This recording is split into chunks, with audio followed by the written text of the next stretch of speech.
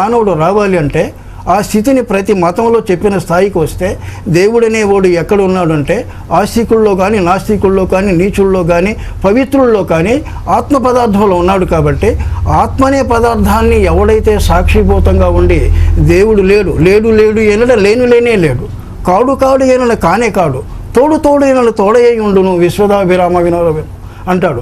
కాబట్టి నువ్వు ఏ విధంగా ఉన్నావు, లేడన్నా ఉన్నాడు, ఉన్నాడన్నా ఉన్నాడు, ఏదన్నా ఉన్నాడు.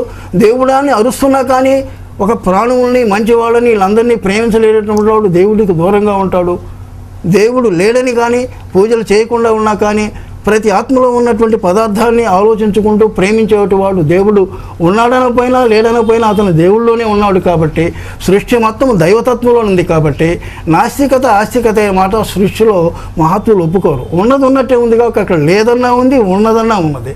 కాబట్టి ఆస్తికులు నాస్తికులు అనేవాళ్ళు మనం చూసే భ్రాంతితో కానొస్తున్నాడు. కానీ ఎవడు నాస్తికులు లేనేలేరు. నేను ఉన్నాడనేటువంటి ప్రతి జీవి కూడా ఉంది. కాబట్టి ఆ నేననే పద్యం శాశ్వతమైంది. కాబట్టి బుద్ధ భగవానుడు కూడా ఆత్మ లేదన్నాడు, దైవం లేదన్నాడు, ఏమీ లేదన్నాడు. కానీ బుద్ధుడు ఇప్పటికీ సూక్ష్మ శరీరంలో ఆత్మస్వరూపంగానే ఉన్నాడు. కాబట్టి ఆత్మస్వరూపం లేదని అన్నా కానీ ఉండే ఉన్నది. ఆయన సాక్షిభూతమై ఉన్నాడు. అనేక వేల మందికి ఆయన కావాల్సిన స్పిరిట్ వస్తుంది. ఆయన ఏమీ లేదన్నాడు.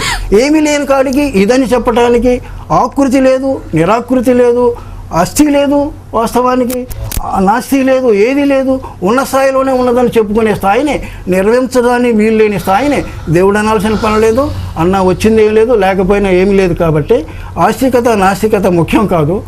మానవుడు సత్యబద్ధం కావాలి. సత్యబద్ధమైనటువంటి మానసిక స్థితి ఎవడిగా ఉంటాడో వాడు దైవ స్వరూపానికి ధర్మస్వరూపమై ఉంటాడు. రైట్. అంటే దాన్ని బట్టి మనకు అర్థమవుతుందంటే ఈ భౌతికవాదం అయినప్పటికీ కూడా మనిషిలో సదాచారము సదాలోచనలో ఉండి జీవితం ముందుకు తీసుకెళ్తూ ఉంటే భౌతికవాదైనా ఆధ్యాత్మికవాదిగా ఉన్నట్టే ఆధ్యాత్మిక పదంలో ముందుకు వెళ్ళగలడు. క్లారిటీ వస్తుంది. ఏమిటంటే ఆ విధంగా పోయిన వాడికి ఆత్మ వికాసము దానంతటదే జరిగి దానికి తెలియకుండానే సచ్చైతన్యం అనేటువంటి తన అసలు పదార్థంలో కూడి ఈ ప్రాపంచిక వ్యామోహాలు లేకుండా ఆనందభరితుడై ఏదైతే మనం యోగముతోటి వేదాంతముతోటి పొందుతున్నామో దానినే బుద్ధలాంటి మహాత్ములు చెప్పినటువంటి జిడ్డు కృష్ణమూర్తి లాంటి మహాత్ములు చెప్పినటువంటి, అంటే అందులోనే అన్నీ ఉన్నాయి కాబట్టి దాన్ని విభజించుకోవడం చేతగాక శిష్య పరంపరలు అనేక విధాలుగా ఎవరిష్టం వచ్చినట్టు చెప్పడం జరిగింది. కానీ బుద్ధ భగవానుడు కానీ వాస్తవానికి యేసుక్రీస్తు కానీ లేకపోతే జిడ్డు కృష్ణమూర్తి గారు కానీ ఎవరు చెప్పినా సత్యము నిత్యజీవం అని చెప్పారు. క్రీస్తు చెప్పినా నిత్యజీవే అన్నాడు. అర్థం కాలా. మరలా పుట్టినవాడే సచ్చి పుట్టినవాడే అంటే బ్రతికి ఉండగా సచ్చినవాడే. ఇలాంటి స్థితి చెప్పింది ఏంటంటే నిత్యజీవమైన సత్యాన్వేషణతో ఉండి ఆత్మని ఎప్పుడూ కూడా ప్రేమపరంగా నీతిపరంగా సదాచారపరంగా అందరికీ త్యాగభావముతో దానపరతో ఎవరైతే ఉంటాడో వాడు ఆస్తికుడే. Right right.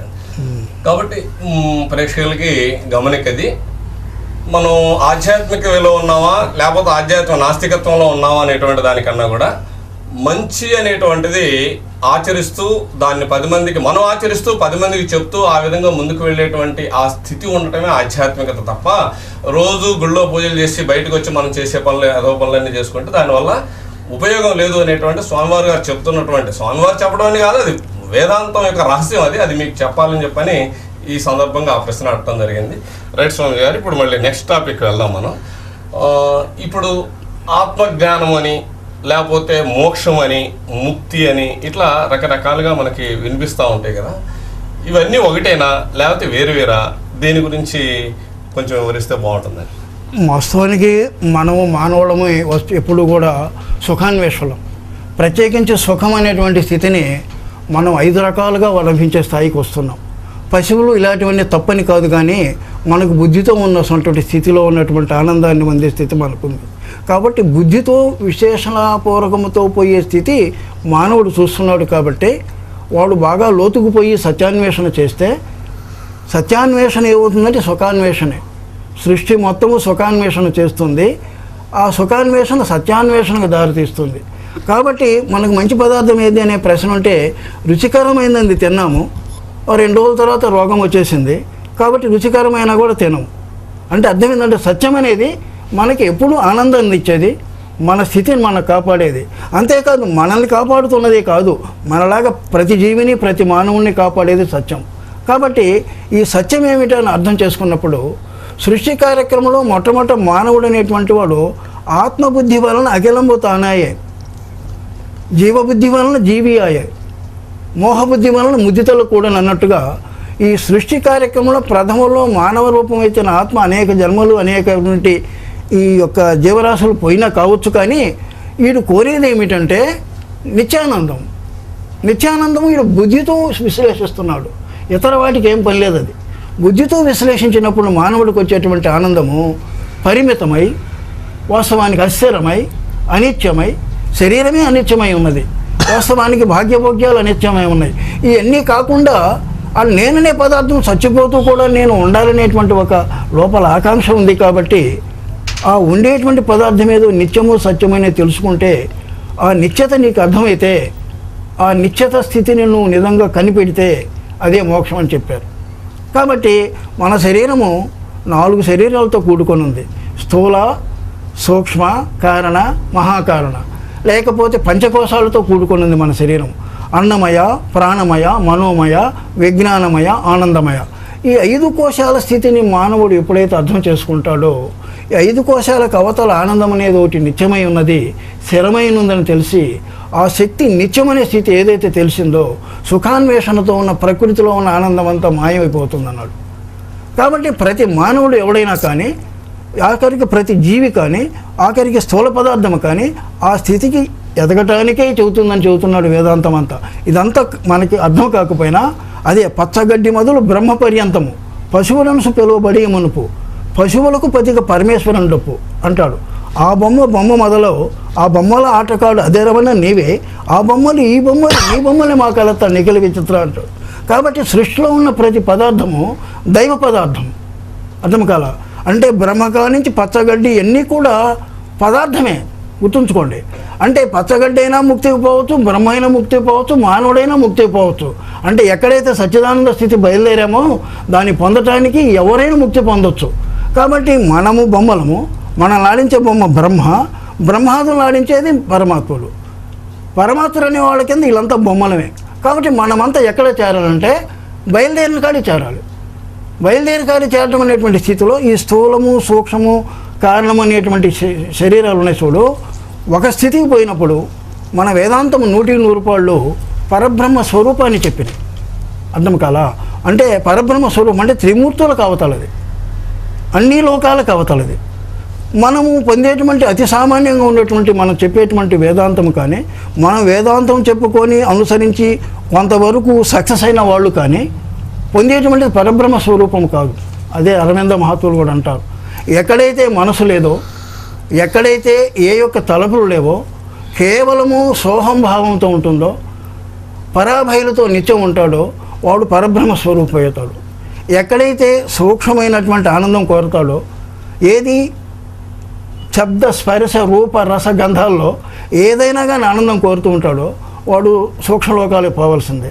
కాబట్టి మనం తీసుకునే మోక్షం అనే స్థితి తీసుకుంటే ఏ మతస్థులు తీసుకున్నా పరబ్రహ్మ స్వరూపం యొక్క అసలు స్థాయిని కొంత చెప్పారే కానీ దాని క్లారిఫికేషన్ వాళ్ళ అనుసరులు అనేటువంటి వాళ్ళు ఫాలో అవ్వక వాస్తవ స్థితికి వాళ్ళు ఇష్టం వచ్చినట్టు పోతూ మన వేదాంతం ప్రకారం కానీ మహాత్ములు మనవాళ్ళు చెప్పిన ప్రకారం కానీ వాస్తవానికి క్రైస్తవేమో మహమ్మదీయంలో కూడా వాళ్ళ యొక్క సిద్ధాంతం ప్రకారం వాళ్ళు లేదన్నా కానీ మరుజన్మలు ఉన్నాయని మనవాళ్ళు చెప్తున్నారు.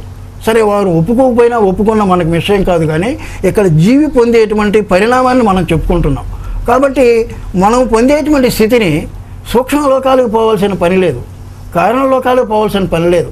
మనం పోవాల్సింది ఎక్కడంటే సాలోక్యము, సామీప్యము, సారూప్యము, సాయుధ్యము, సారిష్టము. ఈ 5 కాదు మనం చెప్పే వేదాంతంలో చెప్పేది. నువ్వు స్వయం పరబ్రహ్మ స్వరూపంగా ఉండాలి అంటాడు. మనం చెప్పుకునేటువంటి మామూలుగా చెప్పేటువంటి ద్వైతము, విశిష్టాద్వైతము ఓ విధంగా మనం సాలిడిఫైడ్గా చూసుకునేటువంటి మనం ఇతర మతస్థులు చెప్పేటువంటి స్థితిని సూక్ష్మమైనటువంటి విషయాలు తప్పితే మహాసూక్ష్మ కారణమైనటువంటి స్థితికి పోటల్లా. కాబట్టి మోక్షం అనే పొందాలంటే కోట్లాది మందిలో ఎవడైనా పరబ్రహ్మ స్వరూపం అయితే విశ్వం అంతా రిలీజ్ అవుతుందన్నాడు. వాస్తవానికి చూడండి, 20 ఏళ్ళ నుంచి మనం ఎక్కడైనా చూడండి, పిచ్చుకలు చూడండి, బల్లులు చూడండి, కాకులు చూడండి, ఆఖరికి చెట్లు చూడండి, అనేక మంది రిలీజ్ అయినటువంటి సోల్స్ ఈ విధంగా తయారవుతున్నారు. కాబట్టి వాటిలో ఎంత రెపిడిటీ కానొస్తుందంటే వాళ్ళు మానవుడు ఇప్పుడు కోతుల్లో ఇప్పుడు ఉన్నటువంటి మానసిక స్థితిని చూస్తే మానవుడి కన్నా మించినట్టు రెపిడిటీ ఈ 10 ఏళ్ళలో కానొస్తుంది. అంటే ఇవన్నీ ఎట్లా జరుగుతున్నాయి అంటే వాస్తవానికి అదే జీడి కృష్ణమూర్తి ఇలాంటి మహత్తులు అంటారు. ప్రతిదీ మనల్ని అనుకరిస్తుంది, మనం వాటిని అనుకరింపజేస్తున్నాం. అర్థం కాలా? ఒక మానవుడు సృష్టిలో కోట్ల మందిలో ఒకటి రిలీజ్ అయ్యాడంటే, ముక్తులయ్యాడంటే అనేక మంది అతన్ని ఫాలో అయ్యేటువంటి స్థితి ఉందన్నాడు ఈరోజు.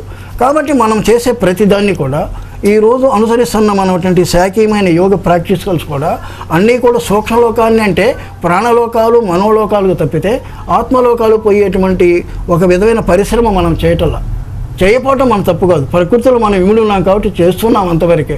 ఏ గాయత్రి పర్వత తీసుకోండి, ఎవరైనా తీసుకోండి, only we're doing exercise of external అంతవరకే. కానీ ఆత్మపరమైన విషయాన్ని ఇంకా రాబోయే రోజుల్లో ఇంకా 10-20 ఏళ్ళ తర్వాత సోల్స్ దిగుతున్నాయి, సృష్టిలో దిగుతున్నాయి సోల్స్ దిగుతున్నాయి. ఆ సోల్స్ దిగేటువంటి స్థితిలో ఆత్మపరమైన విషయాన్ని 100% పాళ్ళు పొందేటువంటి మానసిక వ్యవస్థ గల వాళ్ళు వస్తున్నారు. వాళ్ళ వలన ఈ లోకానికి, ఇతర జీవులకి, మానవులకి అతిమానసం వచ్చేసి వాస్తవానికి అసలైన దైవ స్థితిని పొందాల్సిన అవకాశాన్ని వస్తున్నాయని చెబుతున్నారు. కాబట్టి మోక్షం అంటే రాబోయే రోజుల్లో మన యొక్క భూమి మీదనే దైవీ మానవులు తిరుక్కుంటూ సర్వము ఆనందమయమై అన్నిటికీ అతీతమైన స్థితితోటి పాంచభౌతికమైనటువంటి విషయాలకి ఎక్కువ పట్టించుకోకుండా సూక్ష్మమైన ఆనందముతోటి పరాబయలు చూసుకుంటూ దేవతలే ఇక్కడ సూక్ష్మ రూపంలో శరీరధారులై వచ్చారనే స్థాయికి అదే నిజమైనటువంటి పరిణామగతంలో అప్పుడు విశ్వసృష్టిలో ఉన్న విశ్వమంతా కూడా ఎంతో మార్పు పొందుతుందని మహాత్ములు చెప్పారు. కాబట్టి మీరు చెప్పినట్లుగా మోక్షం అనేదాన్ని ఈ రీతులుగా తీసుకున్న మనం అసలు మోక్షాన్ని పొందటానికి కావాల్సిన ప్రయత్నం చేస్తే తొందరగా ర్యాపిడ్గా మనం బాగుపడతాం. కానీ వాస్తవానికి కాలం ఆసంతం లేదు. మనం చేసే ప్రాక్టికల్స్ అన్నీ కూడా ఓర్క్ ఫిజికల్ ఎక్సర్సైజ్ చేస్తున్నాం, కానీ మనోపరిణతి ఇంకా రాలేదు. మనోపరిణతి వచ్చే ఉంది, పరలోక రాజ్యం వచ్చే ఉంది అన్నాడు క్రీస్తు 2000 క్రితమే. వాస్తవానికి ఇప్పుడు కూడా వచ్చే ఉంది, ఆయన టర్మ్స్ వేరు. కాబట్టి మనం ఏ విధంగా ఫాలో అవుతున్నా బంధీలు అయ్యాం అంటే ఇప్పుడు ఈ విధంగా ఒక తెలియనటువంటి వాతావరణంలో మనం అనుకోకుండా బద్ధి అయినట్టుగానే ఈరోజు ప్రతి మానవుడు కూడా ఆధ్యాత్మికపరమైన విశ్లేషణకు కావాల్సినటువంటి వాతావరణంలో పెరుగుతున్నాడు, చాలా ర్యాపిడ్గా బాగవుతాడు. వాస్తవానికి మనం ఎన్నో సంవత్సరాలు చేయాల్సిన 4-5 ఏళ్ళలోనే బాగుపడవచ్చు అనేటువంటి మహత్తులు చెప్పారు. కాబట్టి మోక్షం అనే స్థితికి అందరూ మోక్షం పొంది మనం పొందే స్థితికి కావాల్సిన సుగమమైనటువంటి మానసిక వ్యవస్థ మనం పొందే స్థాయిలో ఈరోజు మహాత్ములు, గురువు, దైవము అన్నీ కూడా ప్రయత్నం చేస్తుంది. మన ఆత్మలు కూడా ప్రయత్నం చేస్తూనే ఉన్నారు. కాబట్టి మోక్షం అనే స్థితిని మనం చెప్పుకున్న 5 కన్నా ఆ రోజు పొందడానికి మనం టార్గెట్ పెట్టుకుంటే ఈ జన్మ కాకపోయినా వచ్చిపోయి 2-3 జన్మలకైనా మనకు వస్తుందని మహాత్ములు చెప్పారు. కాబట్టి ఇప్పటి నుంచి మనం చేసేవన్నీ కూడా అటు డైవర్ట్ చేసుకొని శాఖీయం ముఖ్యం కాదు, ప్రతి శాఖ ఉన్నది. ఈరోజు ఇండియాలో అనేక శాఖలు వచ్చినాయి. వాస్తవానికి దాని యొక్క ఫౌండేషన్ సాల్వేషన్ తీసుకుంటే శాఖల యొక్క విభేదాలు కానీ ప్రత్యేకతలు కానీ ఏమీ లేవు. మనసు ఖండించడం అనేది ఏ శాఖదారైనా పొందవచ్చు. మనసు సంగే విషయాన్ని ఎవరైతే ఎక్కువగా ఫాలో అవుతారో వాళ్ళే నిజంగా మోక్షానికి అర్హుతవుతారు. కానీ లేకపోతే స్థూలము సూక్ష్మము ఆనందిస్తూ వచ్చి రాకపోకలు ఉంటాయి, అంతవరకు ఏం లేదు. ఓకే, ఏదైతే మానవ విజయం అని చెప్పేసి సైన్స్ పరంగా ప్రకృతి దాని మీద సూర్యుడు కానీ చంద్రుడి మీద కూడా కాలు పెట్టే స్టేజ్కి వాళ్ళ మానవుడైతే విజయం అయితే అన్నారో, సైన్స్ పరంగా ఆయన అంత ఆధ్యాత్మికంగా దానికి ఉన్న తేడా చెప్పగలుగుతారు ఏంటంటే అది ఆ విషయం తెలుసుకునే ముందు చిన్న బ్రేక్ తీసుకుందాం, చర్చని కొనసాగిద్దాం. స్వామి గారు, ఏదైతే మానవ విజయం అంటూ ప్రపంచవ్యాప్తంగా ప్రతి ఒక్క దేశాల్లో కూడా మానవ విజయం అంటూ చంద్రుని మీద కాలు పెట్టి ఎంతో సైన్స్ పరంగా డెవలప్మెంట్ అయ్యి కూడా ఇంకా ఆధ్యాత్మికంగా కొంతవరకు డెవలప్మెంట్ అయ్యి ఇంకా లోయెస్ట్గా ఉన్న ప్రజలు కూడా మూఢనమ్మకాలతోటి మరీ మూఢనమ్మకాలతోటి కొన్ని గిరిజన గ్రామాలు, గిరిజన తండాలు అయ్యని చూస్తూ ఉన్నాం. అసలు వీటికి ఆధ్యాత్మికంగా సైన్స్ పరంగా ఇంకా బ్యాక్వర్డ్స్గా ఉన్న వాళ్ళ దానికి ఏమన్నా వివరంగా చెప్పగలుగుతారు? అంటే మామూలు ఏంటంటే మానవుడు ఎలాగూ ఇప్పుడు మన సైంటిఫికల్గా వచ్చేటువంటి రీసెర్చ్ అంతా కూడా బుద్ధి వికాసంతోనే వస్తుందనేది కరెక్టు. బుద్ధి అనేక ప్రశ్నలు వేస్తుంది. వాస్తవానికి ఎక్కడ ప్రశ్న ఉన్నదో అక్కడ సమాధానం ఉంది. అర్థం కాలేదండి. ప్రశ్న అంటే సమాధానమే, సమాధానం అంటే ఆనందమేనండి. కాబట్టి ఈరోజు మనకి అనేక రకాల జాతులు, అనేక రకాల ప్రాంతాలు, అనేక రకాల మగతాలు, వాస్తవానికి చాలా బ్యాక్వర్డ్గా ఆటవిక జాతిగా ఉండేటువంటి స్థితులు, ఇవన్నీ ఏమిటి సైంటిఫికల్గా ఎంత డెవలప్ అయిన తర్వాత కూడా మానవుడు ఎంత హై క్లాసుకు పోయి కూడా మరి ఇన్ని తారతమ్యాలు ఏమిటి అంటున్నాడు. చూడండి బాగా, ఒకే పదార్థము మొట్టమొదట బయలుదేరిన పదార్థము మన ఎదురుగానే అనేక జీవరాశుల్లాగా అనేకమైనటువంటి పంచభూతాల్లో ఉన్నటువంటి స్థితులు అనేక రకాలుగా ఎక్కడో మనకు డివిజన్ వచ్చేసింది. అర్థం కాలా? అంటే మానవుల్లో మరీ క్రూరమైనటువంటి మానవస్థలో ఉన్నవాళ్ళు, అజ్ఞానముతో ఉన్నవాళ్ళు, సైన్స్తో డెవలప్ అయ్యి సృష్టి రహస్యాలను కనుక్కునేవాళ్ళు, సృష్టి రహస్యాలను కనుక్కొని సృష్టిని కమాండ్ చేసేటువంటి ఆధ్యాత్మికులు ఎప్పుడు ఉన్నారు.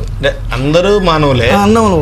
వీళ్ళన్నిటినీ కలిసి మీరు ఎందుకు తారతమ్యం విషయం వాటిని ఏమిటి అంటున్నారు, అది కూడా ఇలాగ చెప్పాం. దానికి టైం లేదు. అర్థం కాలా? మహాత్ములు చెప్పేది ఏంటంటే ఇది ఒక నాటకం. అర్థం కాలా? ఈ నాటకంలో ఎందుకు ఏది నడుస్తుందో అదే పదార్థం ఇన్ని రకాలుగా అయినది. కాబట్టి ఇక్కడ ఎవడు తెలివి తక్కువవాడు కాదు, ఎవడు తెలివి కలవాడు కాదు. గుర్తుంచుకోండి. ఈరోజు బండగా ఉన్నది, రేపు పరిణామక్రమంగా ఏ క్లాసుగా మంచి సూక్ష్మజీవి అయిన దేవత కావచ్చు.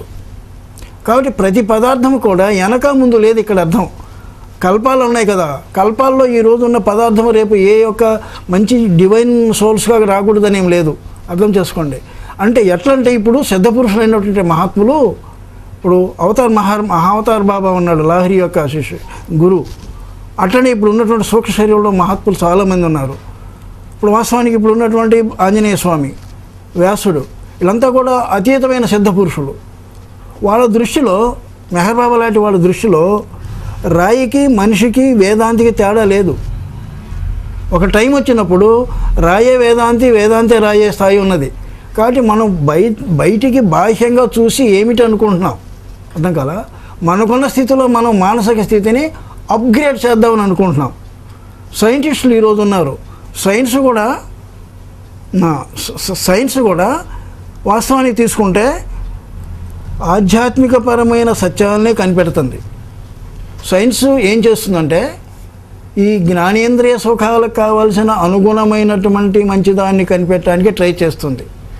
కానీ నిజమైన ఆనందం రావాలంటే మనసును జయించాలనేది మాయలో మరి మనం కనుక్కోలేకపోతున్నాం. అర్థం చేసుకోండి. ఇప్పుడు మనకి ఎంత డెవలప్ అయినా కానీ మానవుడు నిజమైన సుఖం పొందుతున్నాడంటే ఆముదపు దీపాలు పెట్టుకున్నవాడు కన్నా ఎవడేం బాగుపడలా. అడవిలో పోయి మృగాలు చంపుకొని తినేవాడు కన్నా మనమేం బాగుపడలా. గుర్తుంచుకోండి. వాడు రాబోయే జన్మలో మనలాంటి జన్మలు ఎత్తితే మనకన్నా పర్ఫెక్ట్ సెయింట్లాగా పుట్టవచ్చు. గుర్తుంచుకోండి. మనం చేసే ఈ క్రియల వలన రేపు పనికిరాని నికృష్ట జన్మలు పడవచ్చు, పుల్లులుగా పోవచ్చు. అర్థం చేసుకోండి. గమ్మత్తు ఏంటంటే ప్రతి పదార్థానికి ఒక విధమైన ఆత్మశక్తి ఉన్నది. ఉన్నదంతా ఉనికంతా ఆత్మే. డివిజన్స్ లేవు. అర్థం చేసుకోండి. 5 భేదాలు అన్నాడు, 5 భ్రాంతులు అన్నాడు. ఇవన్నీ లేవు వేదాంతం ప్రకారం. అంటే జడానికి భేదం అడిగాడు, జీవుడికి భేదం అడిగాడు, దేవుడికి జీవుడికి భేదం అడిగాడు. వాస్తవానికి ప్రతిదానికి భేదం అడుగుతున్నాడు. దేవుడికి జీవుడికి అసలు దేహానికి భేదమే లేదని చెప్పాడు మహాత్ముడు. కాబట్టి చెప్పేది ఏంటంటే ఇప్పుడు సైన్స్ ఇప్పుడు డెవలప్ అయ్యేదంతా ఒక రోజులో ఆత్మపరంగా కొంచెము దూరము పోయి భౌతికంగా ఏమున్నదో కనుక్కుందామని పోయి భౌతికంగా ఉన్న దానికోసముగా అన్వేషణ చేసేటువంటి ఆత్మపరంగా తపస్సు చేసిన వాళ్ళే ఇప్పుడు సైంటిస్టులు. ముందు ఆత్మపరంగానే తపస్సు చేశారు. అంటే వాడు ఇన్నర్ వాయిస్లో పోయి ఇన్నర్ యొక్క సెర్చ్ చేసి మరీ లోపల పోవడానికి ఒప్పపడక అసలు భౌతికం ఏందో చూద్దామని వచ్చారు. ఆ యొక్క చర్చితోటి, ఆ చర్చ్ లైట్ తోటి అణువుల దాకా వచ్చారు. వాట్ ఈజ్ యాటమ్ అనే స్థితికి వస్తే అది భావం, అది మెటీరియలు, అది జ్యోతి, దట్ ఈజ్ సౌండ్. వీటిని ఏదో విభజించలేక వస్తున్నారు ఈరోజు. అర్థం కదా? ఈ అణువుని పరమాణువుని మొత్తం మీద కమాండ్ చేసే స్థితి ఎక్కడుందంటే మానసిక స్థితిలో ఉన్నది. అంటే సిద్ధపురుషుడు ఉన్నాడు. సిద్ధపురుషుడు సత్యవాణి బ్రతికేయగలడు. అర్థం కాదండి. ఆపరేషన్ చేయకుండా జబ్బు నయం చేయగలడు. అనేక చోట్ల ఒకేసారి కానరాగలడు. అర్థం కాదండి. అంటే ఆత్మలో అలాంటి పదార్థం ఉన్నది. అర్థం కాదండి. ఆ పదార్థం మనం ఏదైతే ఆత్మపరంగా మీరు ఈ విధంగా ఎంత ఇదిగా చెప్పినప్పుడు ఈ ఉన్న పరిస్థితులను బట్టి ఎంతో మంది స్వామీజీలు ఏ విధంగా ఆధ్యాత్మికంగా మేమున్నాము, మేము చెప్తాము, మేమే దేవుళ్ళు, మేమే స్వాములు అని చెప్పేసి మనం ఇందాకనే చెప్పుకున్నాం. ఏమిటంటే ఒకరిని మనం విమర్శించడం కాదు, మనం గొప్పవాడు అని అంటాం కాదు. ఎంతవరకు పోయామంటే మనము భౌతికమైన విషయాల్లో నాకెవరన్నా సపోర్ట్ ఇచ్చి వాడు నన్ను మోస్తూ ఉంటే వాస్తవానికి నేను వాళ్ళు ఇచ్చే సుఖాన్ని అనుభవించడానికి వాళ్ళకి కావాల్సిన నేనేదో వాళ్ళకి ఒక విధమైన బహుమతులుగా ఇస్తుంటే చాలనే స్థితిలో ఉన్నాం ఈరోజు. మనం గురువుల్ని కానీ ప్రజల్ని మనం విమర్శించటం కాదు.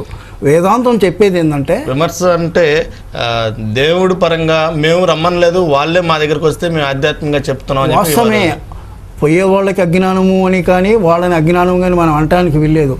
ఇతనుకున్న ఆశాపరాల మీద అక్కడికి ఏదో కావాలని పోతున్నారు, ఆయనకున్న నాలెడ్జీ ప్రకారం వీళ్ళకి ఏదో చెప్పుకుంటూ పోతున్నాము.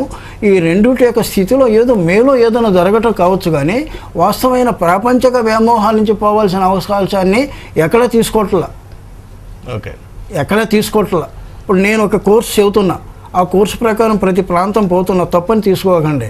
అక్కడ నీడీ ఉన్నవాళ్ళు ఏంటంటే నాకేదో తలకాయ నొప్పిపోవాలా, లేకపోతే నాకేదో ఉద్యోగం రావాలా, ఈ విధంగా ఒకరి మీద డిపెండెన్సీ మీద ఆయన వల్ల మనకి శక్తిపాతమని. వాస్తవానికి శక్తిపాతం అనే స్థితి ఈరోజు చాలామంది అంటున్నారు. శక్తిపాతం అనేది మహాత్ములు ఇచ్చేది కాదది, నీ హృదయం నుంచి వచ్చేది. మహాత్ములు ఇచ్చినా కూడా అది నీకేం ఉండదు. ఇప్పుడు షిడిసాయి లాంటి మహాత్ములే శక్తిపాతం ఇవ్వాల.